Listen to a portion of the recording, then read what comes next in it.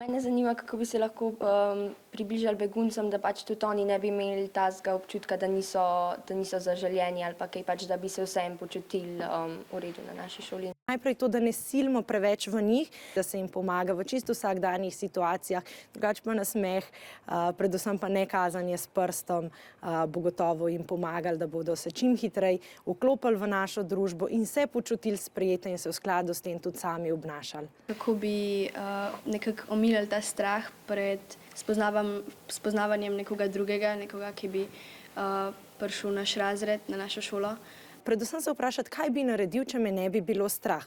Torej, če je moj odgovor, da bi naredil to, da bi pristopil k otrokom iz druge države, migrantom, potem to naredimo, stopimo do njih v kontakt in potem kasneje vidimo, ali je bil ta naš strah v resnici sploh upravičen in ali je sploh tako velik, kot si sami ga na začetku predstavljamo.